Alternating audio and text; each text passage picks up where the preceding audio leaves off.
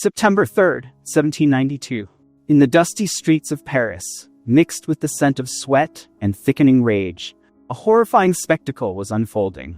A man raised high above his head a pike, and at its tip, the head of a woman whose hair had been carefully combed with white ribbons, lips still reddened with rouge, and eyes staring blankly at the grey Parisian sky.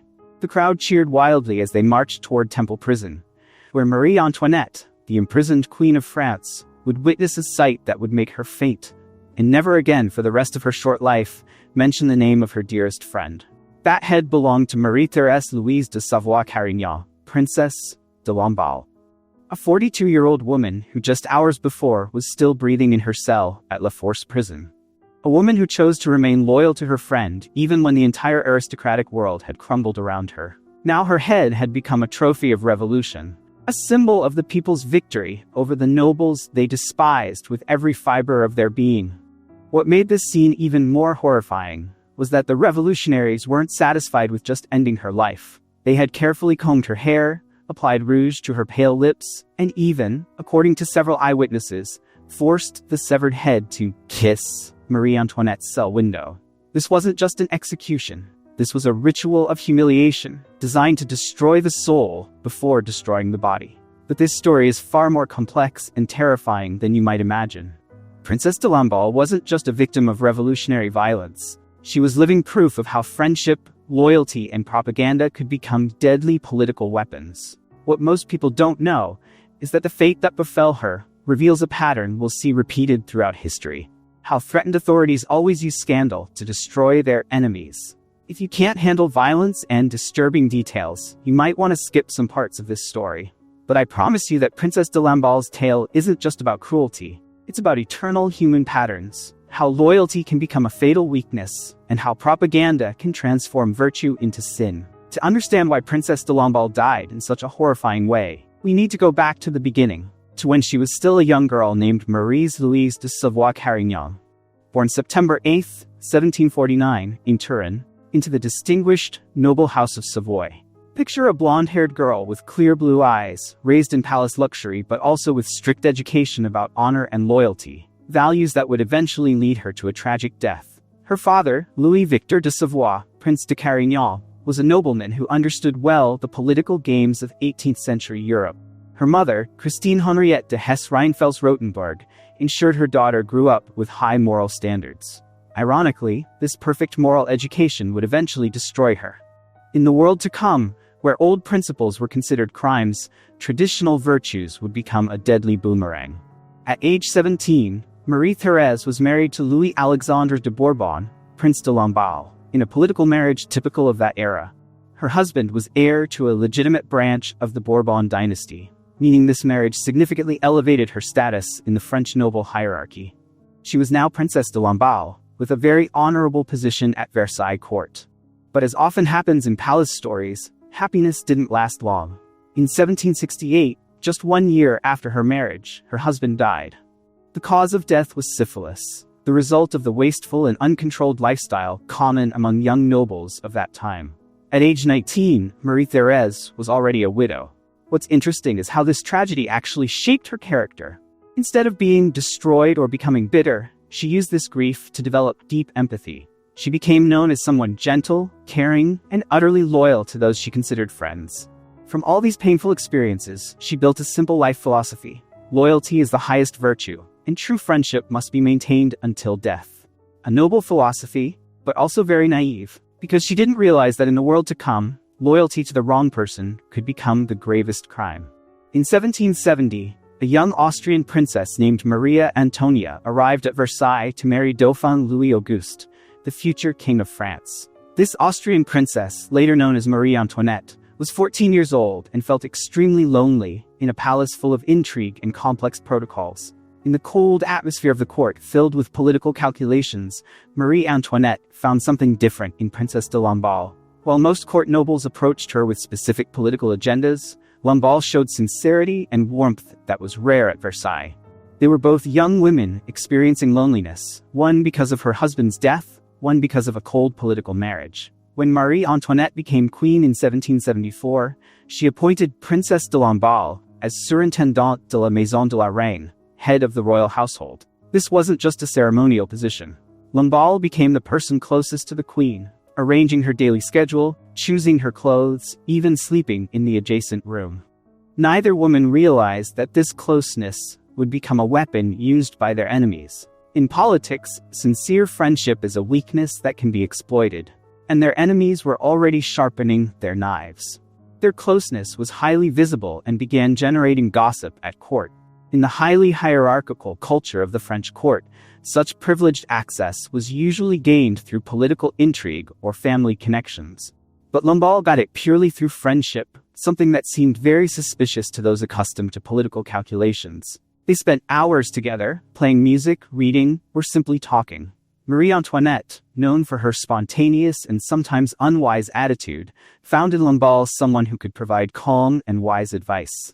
Ironically, in a world where everything was a political game, sincere friendship actually looked like conspiracy. And conspiracy, in the revolutionary world to come, was a crime punished by death. To understand how Princess de Lamballe eventually died so brutally, we need to understand one of the dirtiest weapons in political history: using scandal to destroy enemies. And nothing was more effective in destroying a woman's reputation in the 18th century than accusations of impropriety.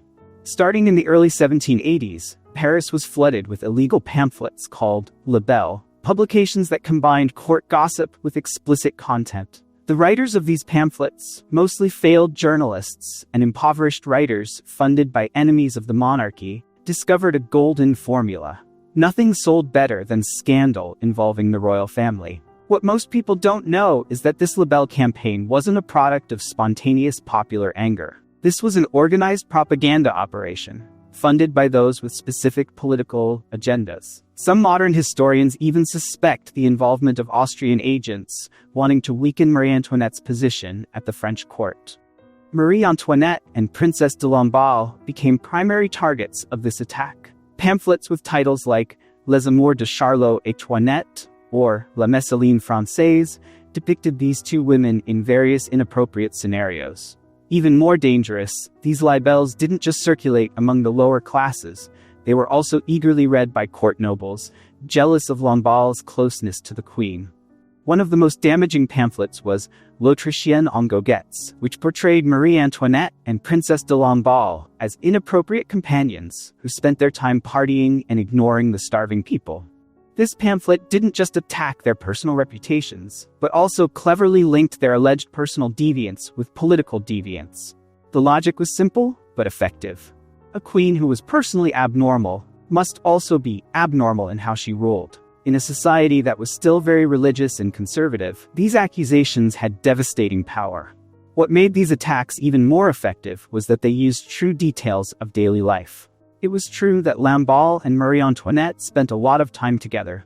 It was true that they often exchanged gifts and letters full of affection. But in the context of propaganda, these details were twisted into proof of their inappropriate relationship. The blueprint being established would echo through centuries. The libelle creators were pioneering tactics that would be used repeatedly throughout history. Take true facts, add false interpretation, and spread until it becomes public truth. We see the same pattern in modern political scandals, from Watergate to various social media controversies today. The libelle writers understood mass psychology very well. They knew that the French people, suffering from economic crisis and hunger, needed someone to blame. And nothing was easier to hate than a deviant foreign queen and her inappropriate friend who spent state money on personal luxuries. Over time, the accusations in these libels began to be accepted as fact by many people. Even those who had never read these publications began to believe there was something wrong with the relationship between the Queen and Princess de Lamballe. Their reputations were destroyed before the revolution even began. July 14, 1789 changed everything. When the Bastille fell and the Paris crowds shouted "Liberté, égalité, fraternité," the aristocratic world that had protected Princess de Lamballe for 4 decades suddenly collapsed. Within days, nobles who once held power became enemies of the people. What most people don't know is that the fall of the Bastille wasn't just a political symbol, it was a signal the old rules no longer applied. Violence that was once a state monopoly now belonged to the masses. and angry masses are a force that can't be controlled by court protocol or traditional diplomacy. This change was so fast and dramatic that many nobles couldn't adapt. They still thought in terms of the old world, where political problems could be solved through behind-closed-doors negotiations or family connections. They didn't realize the game had completely changed. The Women's March on Versailles in October 1789 showed just how drastic this change was. Thousands of Parisian women, driven by frustration over bread shortages and anger at palace luxury, marched to Versailles and forced the royal family to move to Paris. This was no longer aristocratic politics, this was brutal and direct street politics. From all this chaos, Princess de Lamballe began feeling extraordinary pressure. Her position as the Queen's closest friend made her an extremely dangerous target. Revolutionary media began calling her one of the court parasites, who spent the people's money on personal luxury. Ironically, Lamballe, who had lived relatively simply compared to court standards, was now seen as a symbol of disgusting luxury. Propaganda is a weapon that knows no justice. What matters isn't truth, but effectiveness in shaping public opinion. The atmosphere in Paris changed rapidly. Sans-culottes, radical workers who wore long pants instead of aristocratic knee breeches, began posting lists of enemies of the people on various street corners. Names of nobles, priests, and anyone considered monarchy sympathizers began circulating as potential targets. Most frightening was that revolutionary violence was becoming normalized. Severed heads no longer shocked. They became part of the new political landscape. And in this atmosphere, anyone too close to symbols of the old regime became extremely vulnerable. The National Assembly sitting in Paris tried to maintain the illusion of control, but the reality was that power had shifted to the streets. And in the streets, political logic was the logic of mass violence that knew no compromise. In the increasingly threatening chaos of revolution, Princess de Lamballe faced a choice that would determine her fate: flee to save herself, or remain loyal to the values she had held her entire life. The émigrés, nobles who fled abroad, began urging all aristocrats to immediately leave France. This wave of emigration started from the first days of the revolution and intensified as threats to the aristocracy increased. The king's brothers, the Count of Provence and Count of Artois, had already fled. So had many other court nobles. The Austrian court, with Marie Antoinette as an Austrian princess, offered protection to anyone connected to the French royal family. There were even secret plans to smuggle Princess de Lamballe out of the country through the same network that would be used for the royal family. What most people don't know is that Lamballe actually got several chances to leave safely. Royal advisors from the inner circle tried to convince her that her presence in France was actually endangering Marie Antoinette. The logic was simple. The fewer targets around the Queen, the easier it would be to protect her. But this is where Princess de Lamballe's character truly showed. According to various records from this period, Lamballe consistently refused offers to flee. She apparently believed that leaving Marie Antoinette in a difficult situation would be a betrayal of their friendship. This decision seemed noble, but also very naive. Lamballe apparently didn't understand, or perhaps refused to understand, how dangerous the developing situation was. She still thought in terms of the old world, where honor and loyalty were values respected by everyone. The tragedy compounded itself. In a world where everything was a political game, sincere friendship actually looked like conspiracy. Loyalty to the monarchy was now considered betrayal of the people.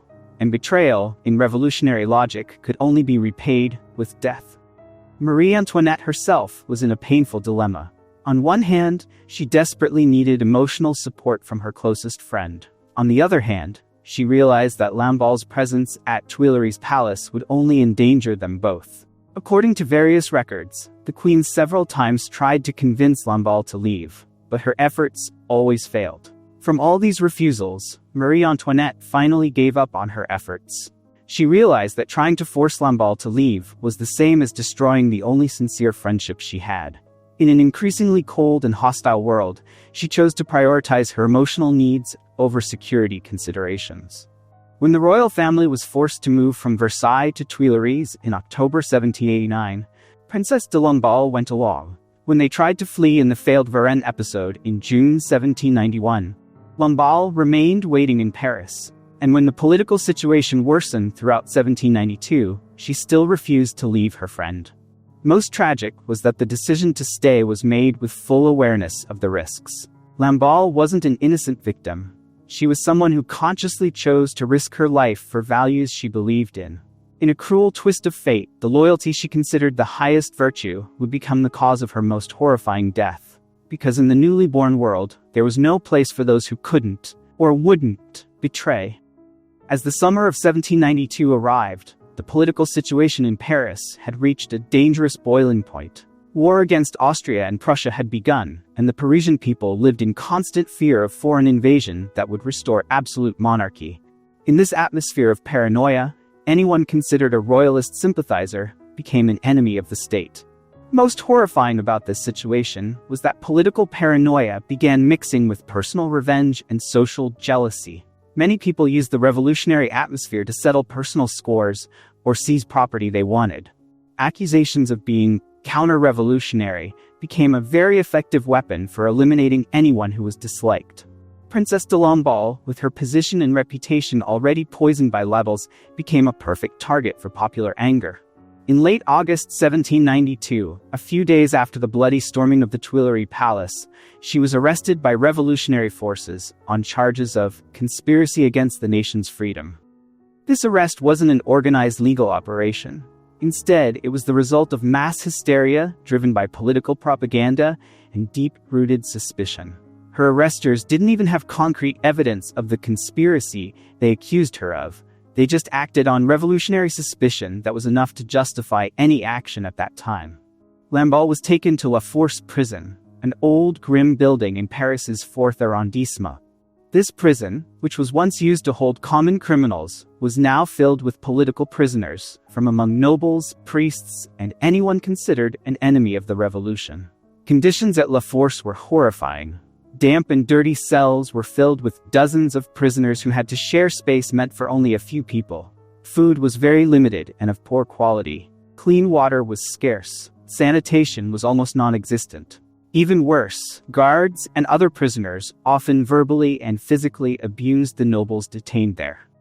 For Princess de Lamballe, who had lived in palace luxury for 4 decades, these conditions must have been very shocking.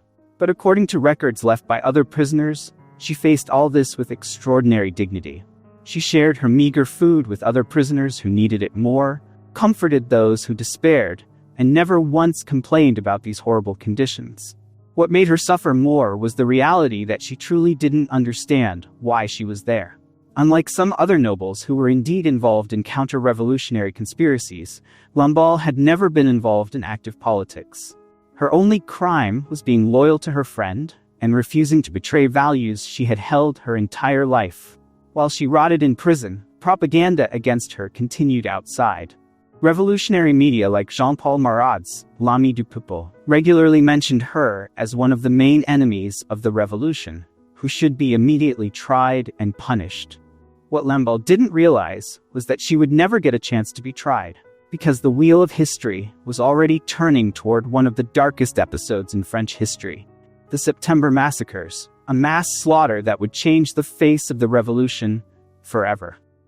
From all the mounting political pressure, in early September 1792, Princess de Lamballe was called to face what was euphemistically called a tribunal improvisé, an impromptu court formed by prisoners and revolutionary guards at La Force. What most people don't know is that this court wasn't an attempt to find justice, but a political ritual designed to force prisoners to publicly condemn the monarchy. Those willing to do so would be freed as repentant patriots. Those who refused would face a horrible fate. Princess de Lamballe was brought to a narrow, stuffy room, flanked by a group of men who were mostly street thugs given authority by the revolutionary situation. They wore tricolor cockades and spoke with tones full of anger about people's justice and punishment for enemies of the revolution. The question posed to Lamballe was very simple, but also very fatal. According to various eyewitness accounts, she was asked whether she was willing to swear to hate the king, queen, and monarchy. She was also asked to condemn Marie Antoinette's counter-revolutionary actions and promise loyalty to the nation and freedom. Strangely enough, these interrogators offered a very easy way out. All they asked for were words, verbal denial of her friends. No one was asked to take real action against the monarchy. Just by uttering a few sentences, Lamballe could be free and might even get protection from the revolutionary government. But this is where Princess de Lamballe's character truly showed. According to surviving records, she refused to swear to hate anyone, and stated that she had never been taught to hate. When pressed further, she showed willingness to swear loyalty to the nation and freedom, but refused to condemn her friends. This response sealed her fate. In revolutionary logic, neutrality was a form of betrayal. Those who didn't explicitly support the revolution were considered enemies who had to be eliminated. What deepened the tragedy was that Lamballe even offered a compromise. According to some reports, she was willing to leave France and never return, as long as she wasn't forced to condemn her friends. But her interrogators rejected this offer. They wanted more than just compliance. They wanted total humiliation of old values. After all these refusals, the decision was made. Princess de Lamballe was declared an enemy of the people who couldn't repent, and had to face revolutionary justice. In more honest language, she was sentenced to death without a real trial. Perhaps the most tragic aspect was that Lamballe seemed not to fully understand what this verdict meant. She still thought in terms of the old world, where death sentences were always preceded by formal legal processes and opportunities for appeal. She didn't realize that in the newly emerging world, executions could be carried out spontaneously by angry mobs. To understand Princess de Lamballe's death, we need to understand the context of the September Massacres, one of the darkest episodes in revolutionary history that showed how fear could transform ordinary humans into monsters. In early September 1792, Paris lived in extraordinary fear. Prussian and Austrian armies had reached Verdun, only 300 kilometers from the capital. The Duke of Brunswick, commander of the Allied forces, had issued a manifesto threatening exemplary and unforgettable revenge if the French royal family was harmed. What most people don't know is that this threat actually triggered the opposite reaction from what was expected. Instead of making Parisians afraid and surrender, Brunswick's manifesto actually triggered mass hysteria that led to massacre. Jean-Paul Marat, the radical journalist famous for his inflammatory rhetoric, wrote in L'Ami du Peuple about threats from internal enemies who were preparing to welcome foreign invaders. Propaganda like this created an extraordinary atmosphere of paranoia. Every political prisoner was considered a spy or saboteur who would help the foreign invasion. Ironically, fear of cruelty by foreign armies actually drove Parisians to commit far worse cruelty against their fellow citizens. On September 2nd, the massacre began. Angry mobs stormed Paris prisons and began executing political prisoners en masse. What started as preventive action quickly turned into an uncontrolled orgy of violence. The same pattern repeated in various prisons. Mobs would form improvised tribunals, give brief trials to prisoners, and then execute those deemed guilty. In most cases, these trials lasted only a few minutes, and almost all prisoners were declared guilty. The most horrifying aspect was that this massacre was carried out with certain rituals and ceremonies. The killers didn't just want to kill, they wanted to create a spectacle that would terrify enemies of the revolution.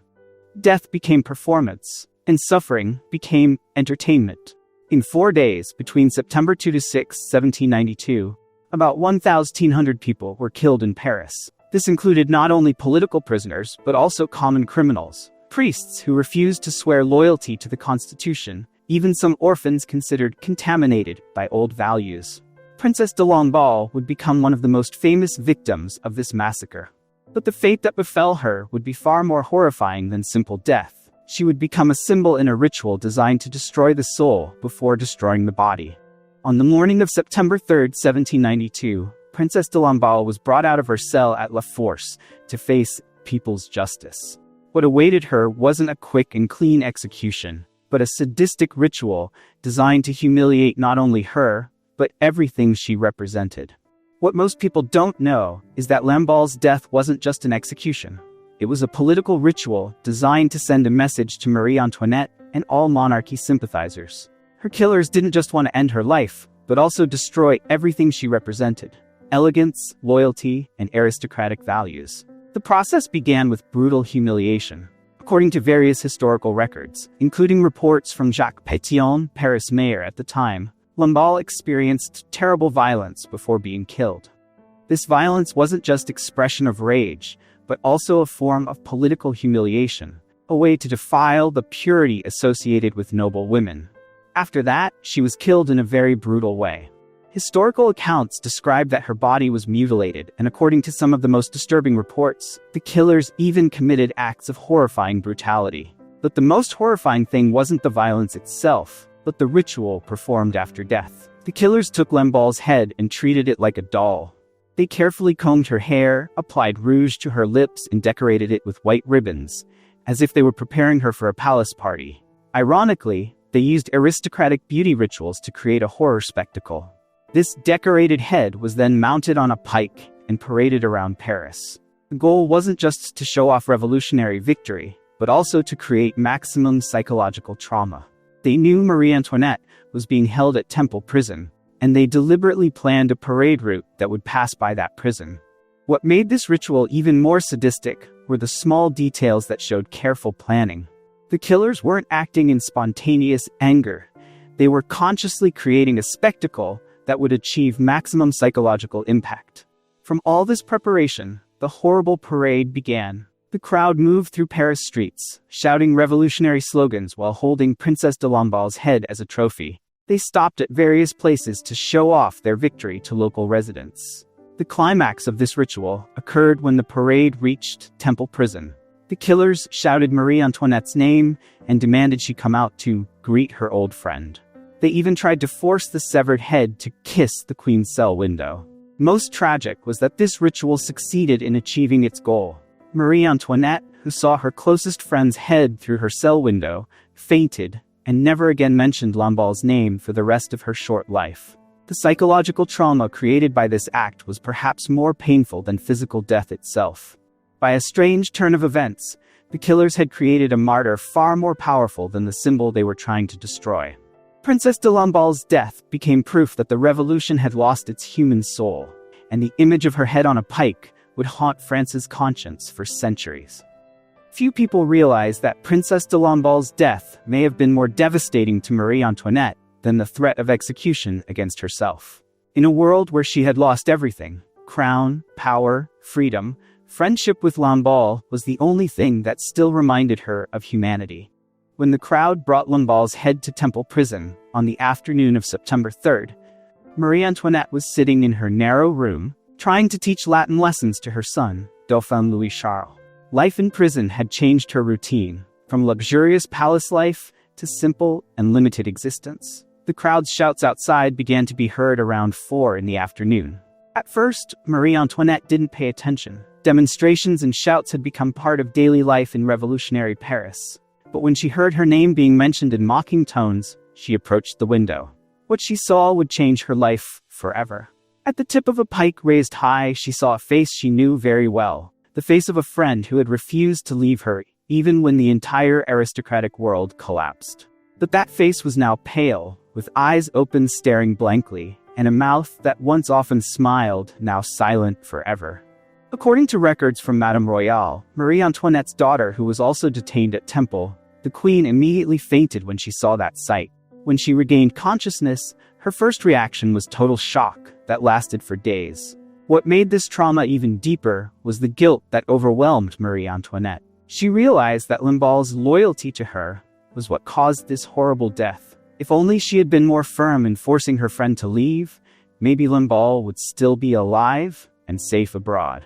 Ironically, the trauma experienced by Marie Antoinette reflected a pattern we would see repeated throughout history: how survivors often feel heavier guilt than the victims themselves. This survivor's guilt syndrome would become a common theme in the great tragedies of the 20th century, from the Holocaust to various modern genocides. From all this guilt, Marie Antoinette experienced dramatic character changes in the final months of her life. The woman once known for her frivolous and unwise nature now became more quiet and introspective. She spent hours in prayer and contemplation, trying to find meaning in the tragedy that had befallen her life.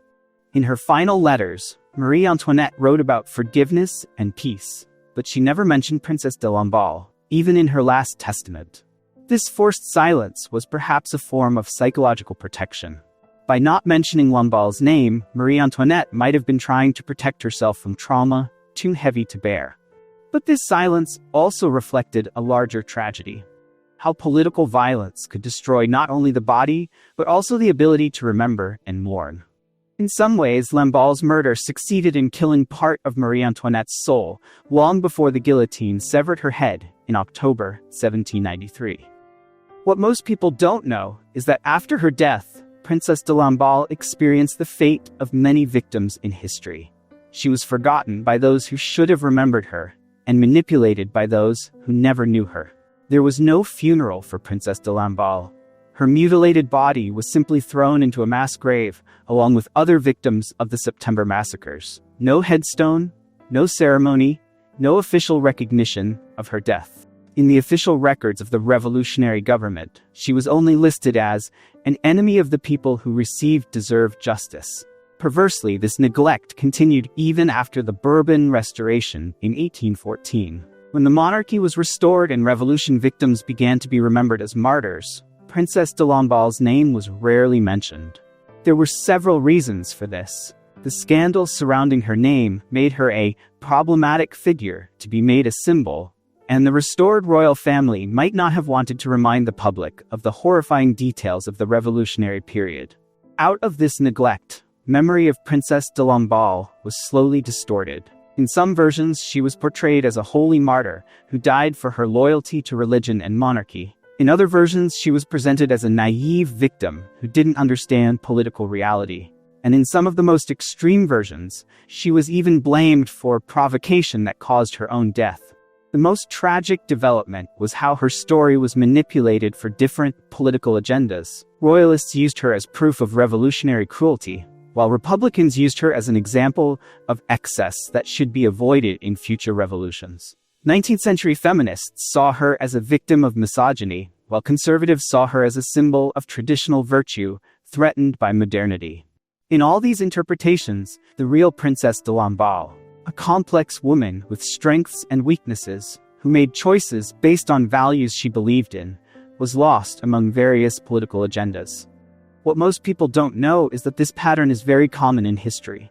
Victims of political violence often experience a second death in collective memory, where their true identity is buried under various interpretations and manipulations.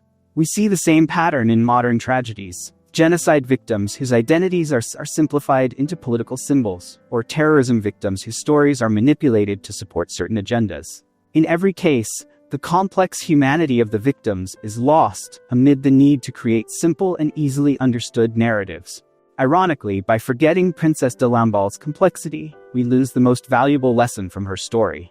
That in extreme situations, moral choices aren't simple, and that loyalty to certain values can have tragic consequences. In modern feminist historiography, some historians are trying to restore complexity to Lamballe's figure, seeing her not just as a victim or martyr, but as an individual who made difficult choices in an almost impossible situation. But these efforts are still limited, and for most people, Princess de Lamballe remains a footnote in the larger history of the French Revolution.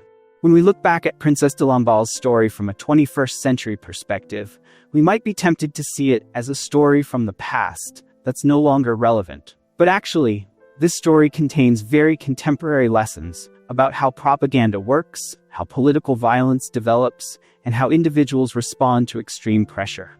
What most people don't know is that the patterns we see in the French Revolution still repeat in modern politics. Using scandal to destroy political enemies, creating enemies of the people who must be eliminated, manipulating mass fear to justify violence, all these are tactics still used today. From all these patterns, Princess de Lamballe's story becomes a kind of warning about the dangers of political fanaticism and the power of propaganda. She was a victim of a system that replaced justice with revenge, dialogue with violence, and humanity with ideology. But she was also a witness to the power of the values she defended until death. In a world where everyone changed according to political winds, she chose to remain loyal to her principles, even when it led her to horrible death. By a strange victory, by choosing to die rather than betray, Princess de Lamballe achieved a kind of triumph that her killers couldn't achieve. They could destroy her body, but they couldn't force her soul to surrender. And in the long run, that integrity might be more lasting than the revolutionary ideology that drove them to kill her. Because ultimately, this story isn't just about Princess de Lamballe, or the French Revolution. This is a story about choices every individual must face when they find themselves between pressure to compromise their values or maintain integrity with very great risk. And perhaps in a world where we're often asked to choose between comfort and principle, between safety and loyalty, between survival and integrity, Princess de Lamballe's story still has something important to teach us. That there are things more valuable than life itself, and that sometimes how someone dies can be more important than how they lived.